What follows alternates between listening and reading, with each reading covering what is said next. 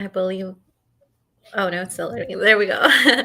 Okay, we are live now, and I'm really happy because I have Heather here with me. So, welcome back to Her Empire, Her Wealth, the podcast where we highlight women entrepreneurs, visionaries, and leaders who are building businesses with impact, alignment, and joy. I'm your host, Jennifer Lara, CEO of HerEmpire Media.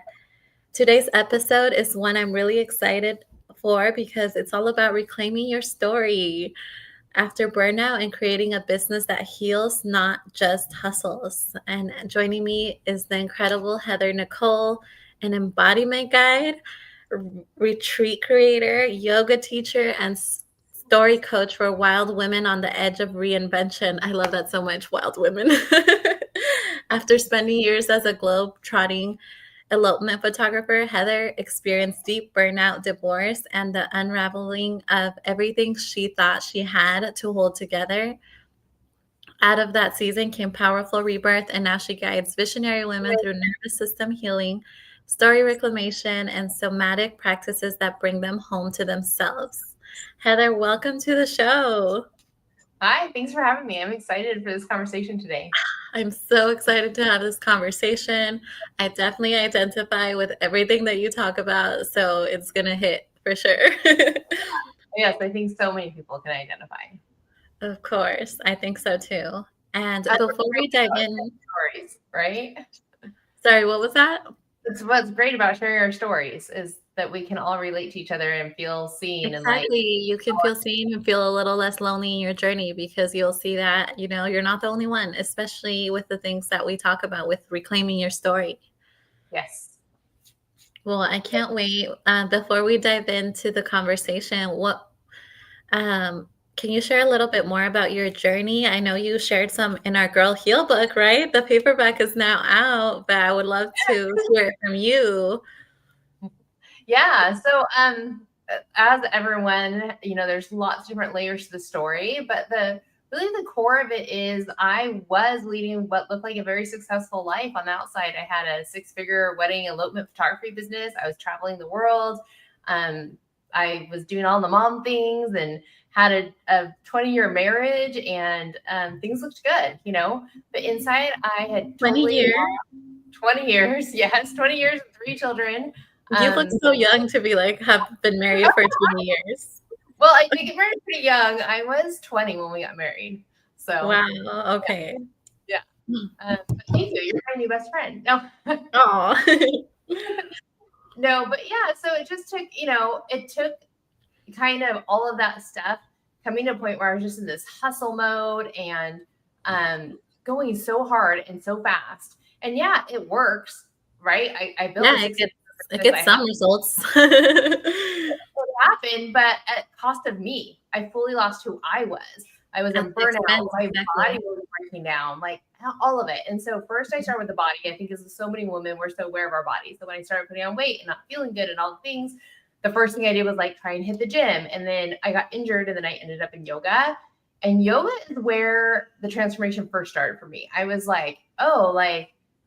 I'm not just here to punish my body or try to change my body. And then I would find I'd cry on the way home from my yoga sessions. And I started to realize I just want to slow down. I want to breathe. That hour that I'm breathing and I move my body and I'm doing just me. I want more of that than just 1 hour a day, Oh. I think that's where I really was searching for it. And the universe provided a way. And I had a friend who just sent me a DM and was like, you should do this. And it was on Instagram. It was a retreat photographer. And it was apply by submitting here. I looked down, there's 200 comments of photographers, beautiful, amazing photographers, all applied. And I was like, why would I even, at this point? But I just did it because my friend was expecting me to, and I just want to tell her I got it done. Again, that hustle mode, right? Just check the box, get it done. And then they replied back and they're like, we want you to come. We want you to be this photographer. And it was it was my first retreat I'd ever experienced. And it was all women. And we were out in the middle of nowhere. So there was no cell service. And just photographing them crying in Shavasana and holding hands and sharing each other's stories and listening to each other's stories and nodding along and this shared experience of what it means to be women, right? I just capturing that from my own lens and documenting that and watching it unfold was so powerful to me. So that's when I started adding retreats to my life. Wow. And at that point, you weren't actually into that stuff. You were just there to capture it, right? Mhm. But then Yes. you Yeah. witnessed it and you were like, wow, this is so cool. Yes. Witnessing is that when I realized like I need to get out of this very masculine way of working. And I was surrounding myself with like male coaches and male mentors and all the things. And I just pivoted and I went into this more feminine, softer energy. And there's ways there for structure and business to work as well, Yeah, But you can have a good balance, right? yes. And instead of being competitive, it really brings women together and you can lift each other up and share ideas. And it's when I built a team of women around me in that business. And that's when things really started to thrive and take off. Wow, I think that's really cool. I felt like it sounds like you really started embracing, not doing things in such that masculine way of just do, because that Mhm. does lead to exhaustion and burnout if you're not allowing yourself to receive support and all the things. So it sounds like you really leaned more into that and also tuning into your body more, right? Because that's what it sounded like you you worked on with the yoga, the mind, Yes. body, and spirit. Yes, bringing that mind body connection is huge. And since then, I've expanded that practice into nervous system regulation and somatic work. And just be able to work with the body is so incredible. Our body just really holds on to things, stores things. And I think when we just move through that, it's so powerful. It does. Can you tell us a little bit more about that? What you mean by your body holds things like emotions, right? Or memories and stuff, and how that affects your body. Yeah. So, from a really basic standpoint, if you look at it, if you have an experience, right? And let's take something that's just like you're walking down the road and a dog is going to attack you, right? So it's just something more benign. But any experience, your body stores that and holds on to it. And so your body either is going to go into flight and run away from that thing, or it's going to freeze and pretend to be dead, or it's going to fight the thing, right? And Exactly.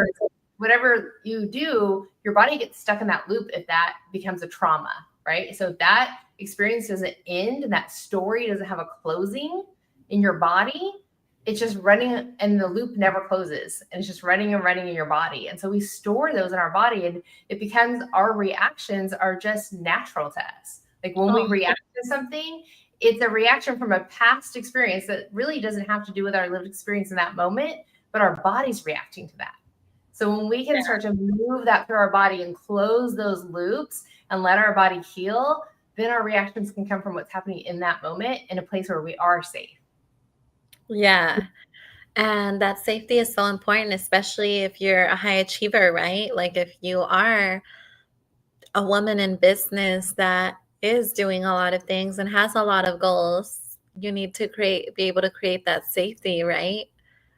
Yeah, and I think it's so much deeper than that. I feel like for me, the reason I created my business before and my why, even though Uh-huh. like in words it didn't sound like this, when I go back and I've done the work and I've worked through this stuff, what I feel like is my first years in business were very driven by parts of me that needed healing.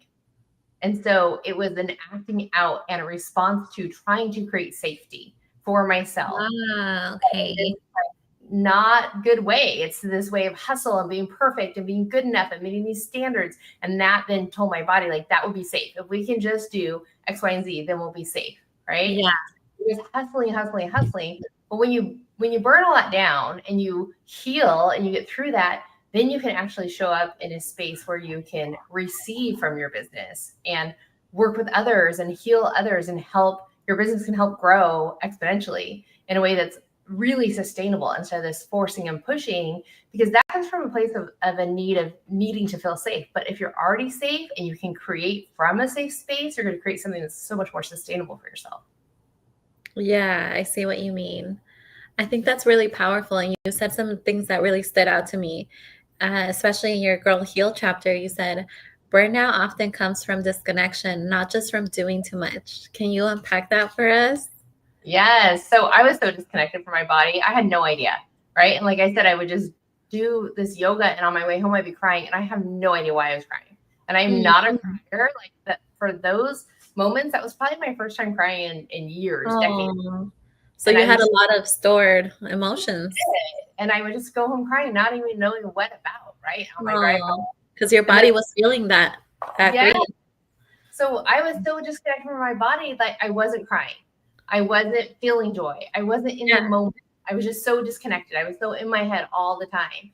So when I was able to drop into my body, even for those few moments in yoga, because it's so hot and so fast, the one I do, that I couldn't think, right? I just had to be in the moment and in my body.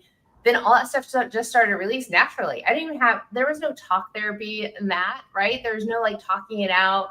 Those things all have their place and they're so valuable. But all that was happening was I was moving my body. It was releasing stuff. And on the way home, I cried out, not even knowing what it was really about. Oh, Yeah. and how was that moment of release for you? I'm curious because I think so many of us, especially like I said, as women that are very high achieving, maybe very masculine, right? And we don't cry. Like we do not cry. Like I say that too. I'm not a crier, you know? Yeah. So like how was that moment of release and how did it make you feel after? So in the beginning, it was kind of scary, to be honest. I'd be like, oh my gosh, I got to get myself together. I'm almost in the driveway. Like, we Yeah, can't be doing this, right? And exactly. then over time, I started to get curious. And I think that's such an important thing to do is to stay curious. Like when your body starts to tell you things, whether it's through crying or an emotion or a shutdown or a burnout, that's your body telling you Yeah, something, or right? you have some symptoms like a headache or, your body feels sore and tense and stuff, right? Yeah. So it's learning to listen to that. I didn't even know how to. I'm so disconnected from myself. I didn't even know how to listen to that. I just be like, oh my gosh, I don't know why I'm crying. What's happening? Shut it down. Don't let anyone Yeah, see. yeah, And exactly. so at first it was kind of scary, but um, then I got curious, and I think that's what's so important. Get curious when things happen in your body, right? And Yes. that curiosity led me to all different kinds of. I started just diving into the world of healing, all kinds of things, and when I came out the other side, now if I leave yoga crying, I just go home and I journal and I figure out what it's about and I release it and I let it go and it feels so good. I'm so happy you made that shift. And I think that's a shift that lots of us need to be able to make, right? Like let ourselves feel it. Our bodies are trying to tell us what we need and we are trying to disassociate from it because society tells us we don't need to feel our emotions, you know? Right. And Yeah, it's not convenient for society to have us all feeling emotional, right? But, exactly. but those feelings are so important and we They are. matter, and our bodies matter. And I feel like as women, part of that disconnect from our bodies is we've been taught like not to love our bodies and our bodies aren't good enough. Exactly. And we need to change our body. We need to buy this thing to make our body better. Exactly. Or, and I think that all leads to this disconnection. So that Hmm. maybe that first little step is just also just learning to love yourself and love your body and accept your body and Oh, be grateful for your body. I know exactly. I know one big change for me, which sounds so silly, but it was like one of the first mindset shifts that kind of led to bigger things, right? So sometimes it's those little teeny things that lead to the bigger. And I always struggle with my legs. They're short, they're curvy, and I just always wanted those long model legs. And it was hard for me to accept my legs and love them. And I started doing CrossFit and I got very strong. My legs got bigger. And at first it was very frustrating to me. But then I started to realize, like, I'm so glad they're strong. And every day I would just wake up and I'd say 3 things like, I'm so grateful my legs are strong. I'm grateful they carried me on a run today. I'm grateful they got me up the stairs or whatever. And now, like, I love my legs and I embrace that. So it's those Oh, little teeny things. that is so powerful. Thank you for sharing that story. And I think so many of us can relate. So I think that's amazing. And I love how you bring both story reclamation and nervous system healing. Um, how do you get those two pieces to connect for the women you work with? Yeah, so I think it's such a big thing. So for me, it took me a while to put those 2 things together, right? So, but they're my 2 worlds that I was drawn to. First, I was drawn to photography always since I was very young. Spent 15 years being a elopement photographer. I mean, that was everything. It ran through my blood, and that is because I love telling stories. I loved being behind the lens and people watching, and then putting it all together and being able to tell people stories. It just seems so beautiful to me. And being able to tell a story is so important, right?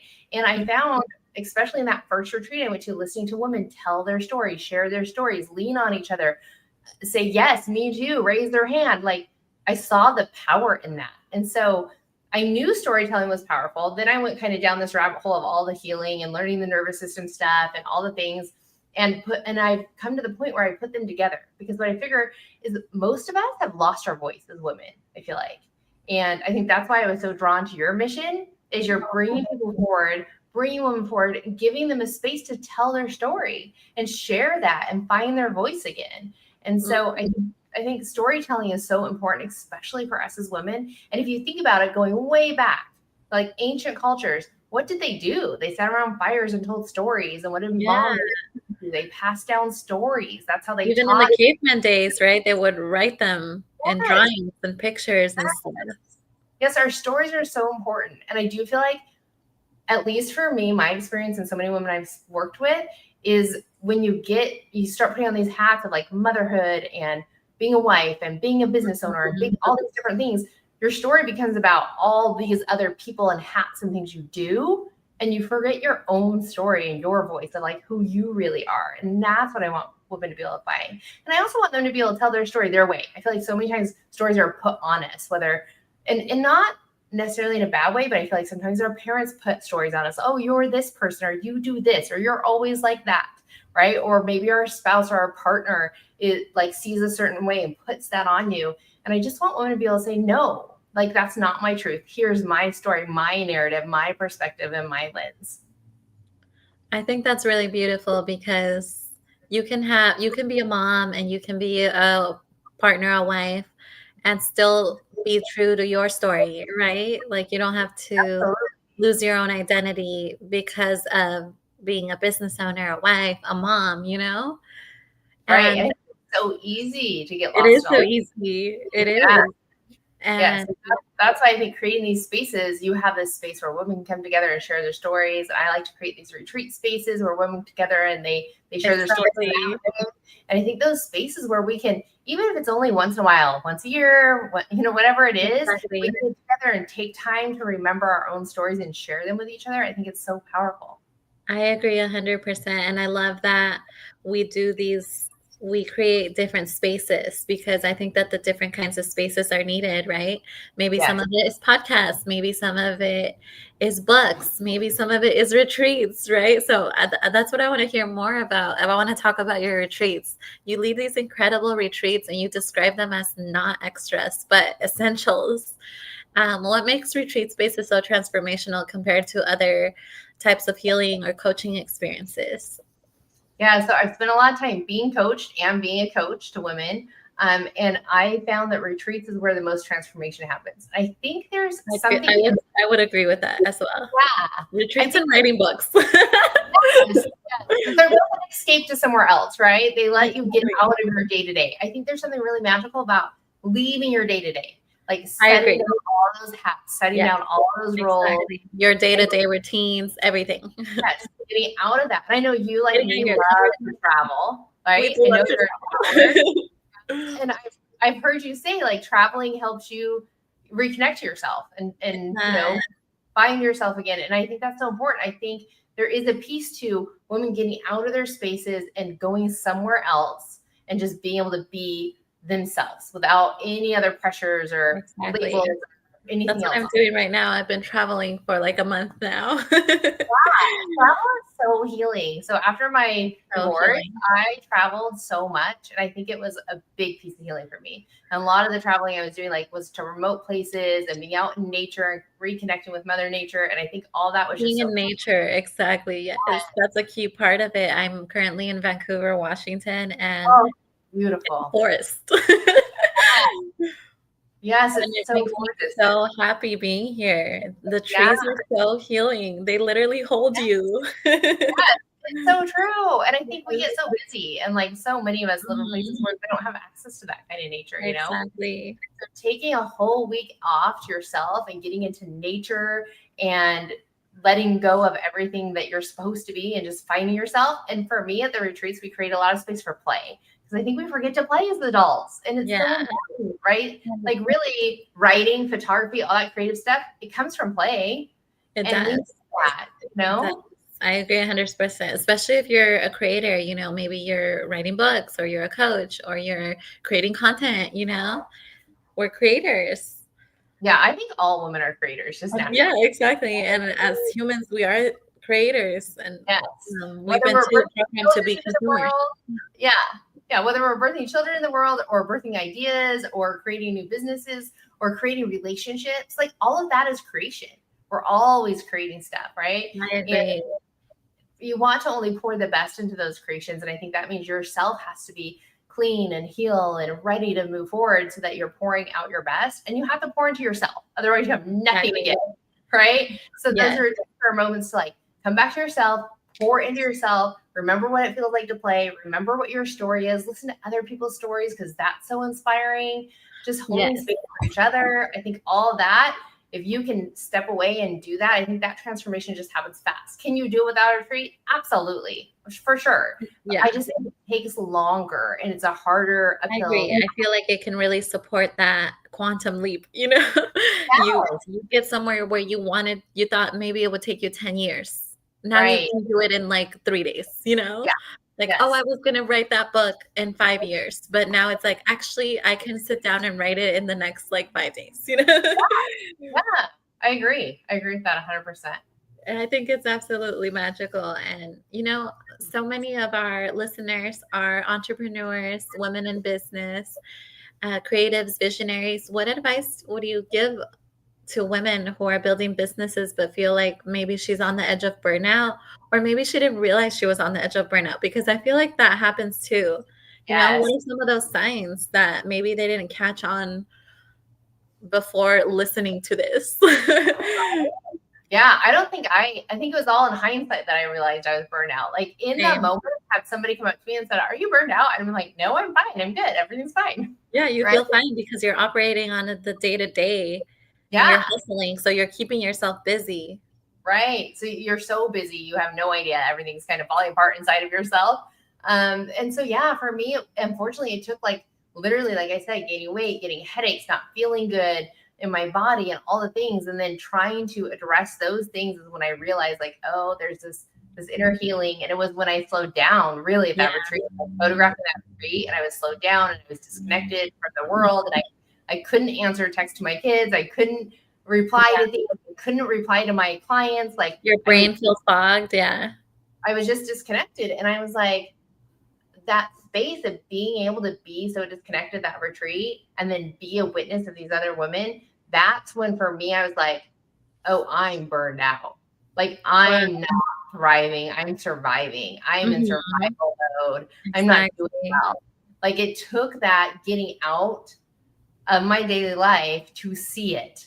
So I Wow, really think yes. if you feel like you're starting to notice things in your body, or you're just realizing maybe you're more irritable, or you just don't feel good, or you're getting headaches, or whatever it is, it might be time to like step away so that you can Yeah, get a clearer picture. Because I just think when we're in exactly. all of it, we don't I know. love that advice of stepping away because that is so solid, and that is really the time where you get to spend it, reflecting and really regrounding yourself, and it's healing, And also, I would say that it just really supports the transformation. So a lot of women feel like if they step away, they're leaving their to-do list behind and all the things behind, and that like freaks them out, right? But no, Mhm. actually, it's gonna be the thing that's going to support you in moving forward faster than if you kept going. Yeah, absolutely. I think there's so much pressure from the outside with Instagram and everything. We think like, oh, if we're not posting all the time, people are gonna think something's wrong, or we're gonna Yeah, lose all our there's a lot clients of pressure, overnight, especially right? for us content creators. I think so. But the truth is, like, when you step away, you realize, like, oh, actually, it's all okay. It's Yeah, fine. Like, it was much needed. I feel so much better. I have energy now. yeah, And I have been able to reflect on what I do need to do moving forward so that I don't feel burnt out. Maybe I need a team. yeah, Maybe, I maybe I love need more support. Maybe I can allow myself to receive. yes, exactly. Those are so key. I mean, that was one of the first things I did was built a team and a team of women because I saw all these women who were powerhouses at maybe the things that I wasn't, right?